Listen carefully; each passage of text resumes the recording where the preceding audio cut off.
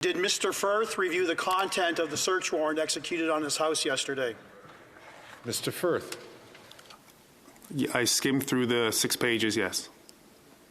The honourable member from Brantford-Brant. Did the search warrant specify a forgery pursuant to 366 of the Criminal Code and fraud pursuant to Section 380 of the Criminal Code of Canada? Mr. Firth. Again, Mr. Speaker, I'd skimmed through, and to answer honestly, I cannot give that answer accurately. The honourable member from Brantford-Brant.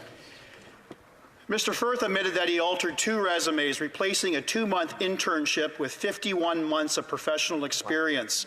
On another occasion, he inflated 7 years of experience to 12. He claimed that this was a mistake. He didn't have consent to manipulate the resumes. Isn't that correct? Mr. Firth.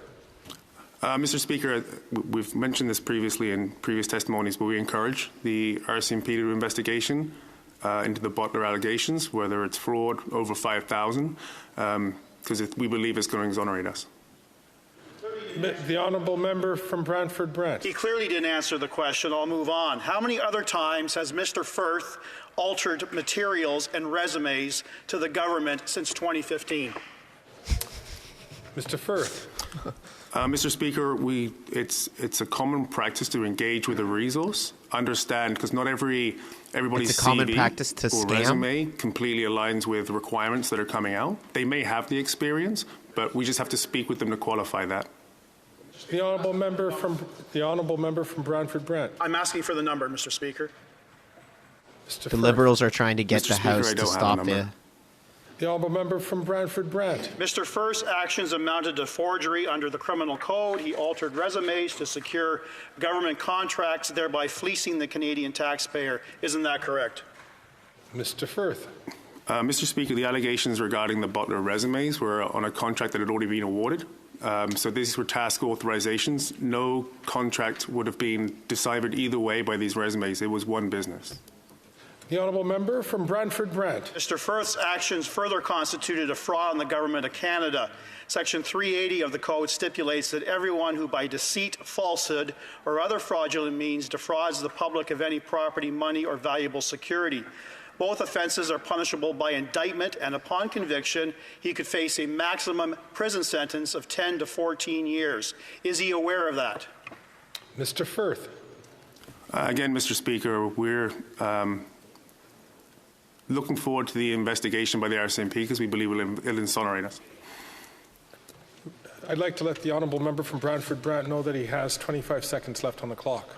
Mr. Firth's actions were not accidental but intentional. This was not a mistake. He knew his resource would not qualify for taxpayer monies without manipulating their experience.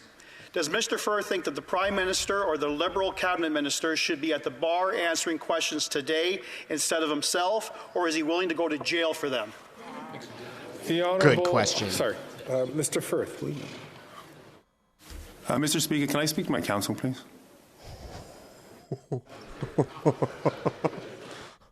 It's such a good question. He doesn't know if he can answer it.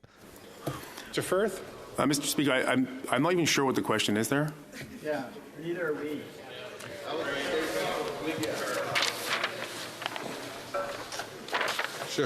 I wish to inform the honourable member that his time has elapsed. Let us have the... No, understand the question. Stand up. Well, I have to... The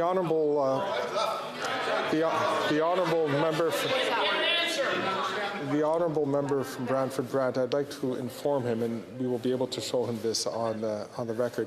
But actually, by the time you had finished your question, you had already elapsed the time that you had had. I respect that, Mr. Speaker. He clearly indicated he didn't understand the question. In terms of fairness to Mr. Firth, he should be afforded an opportunity to be rephrasing the question, perhaps slower, so we can understand it and respond accordingly. Point of order, Mr. Speaker. Point of order. The honourable member, the honourable deputy government house leader.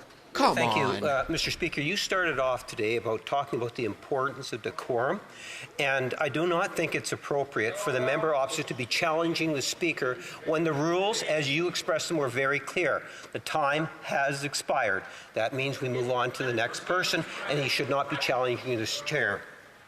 I appreciate the intervention from the Deputy Parliamentary Secretary to the Government House Leader.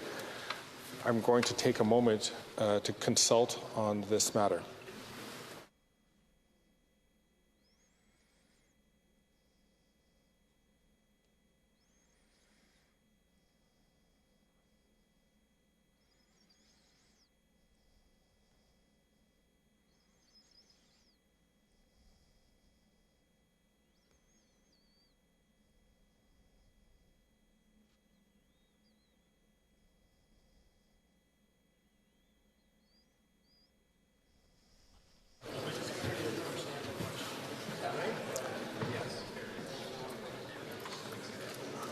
The chair is going to permit the honourable member from Brantford-Brant to please put a question within 10 seconds so that the